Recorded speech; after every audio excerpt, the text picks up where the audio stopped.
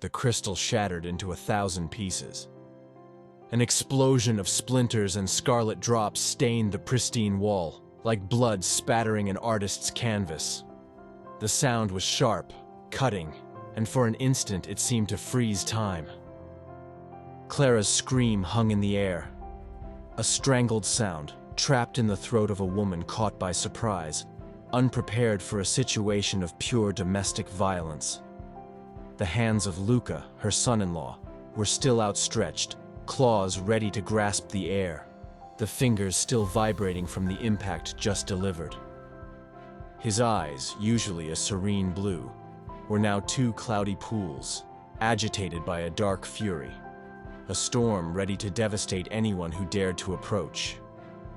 Clara, at 60, still retained an intact beauty, a grace that seemed to defy time. Her life, seen from the outside, was a photograph of perfection, a villa on Lake Como, a successful husband, a brilliant daughter.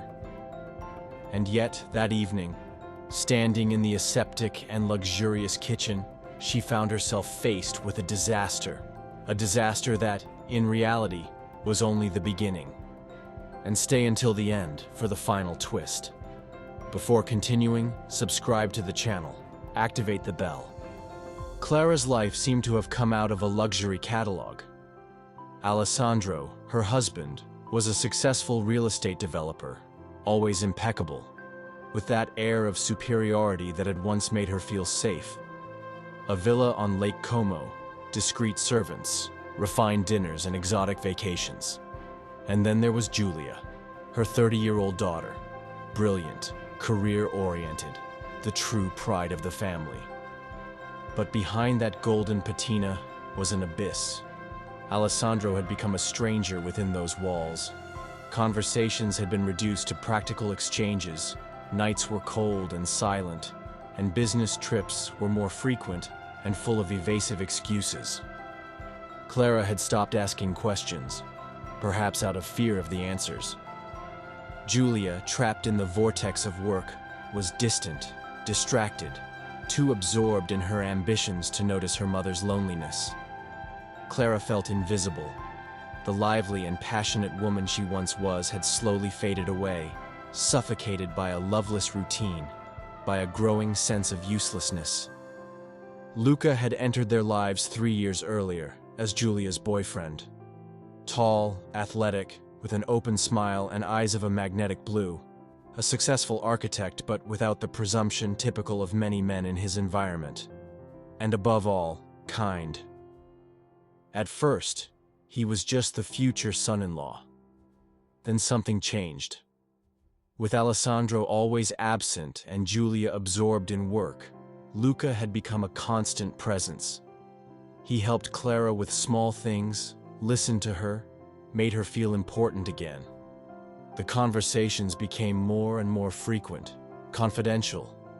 Between laughter and shared passions, a growing attraction insinuated itself between them, subtle but inexorable.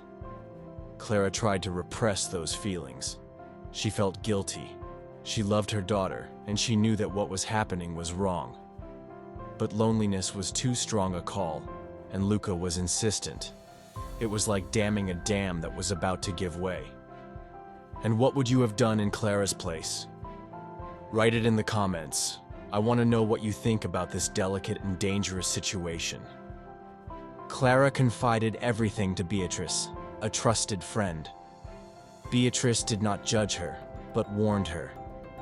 The consequences of that forbidden attraction could destroy everything she held dear. Those words struck Clara deeply, so much so that she made a decision. To break up with Luca before it was too late. But fate had other plans. That evening, the evening of the broken glass, Alessandro was out on a business trip. Julia, out to dinner with friends, was distracted by a work problem. Luca arrived with a bottle of wine and a bouquet of red roses. The gesture, apparently innocent, was full of implications. They had dinner together, chatting about this and that, ignoring the palpable tension. They had drunk too much, perhaps to ease their nerves. Julia called saying she would be home late. Clara and Luca were left alone. The silence was charged with electricity. Then it happened. A gesture, a lingering look, a touch, an inevitable kiss, charged with repressed desire, forbidden passion. The glass fell. Luca, in a sudden rage, threw the glass against the wall. It was a fury directed against himself, against his inability to control himself. That night marked the beginning of a clandestine relationship made of lies, secret meetings, and guilt. A rented penthouse in Milan became their refuge. Clara felt alive, but every time she looked into Julia's eyes, she felt like a traitor. Luca, a kind man, began to show a dark side. Possessive, jealous. He wanted Clara only for himself. He wanted her to leave Alessandro, but Clara couldn't. She didn't want to.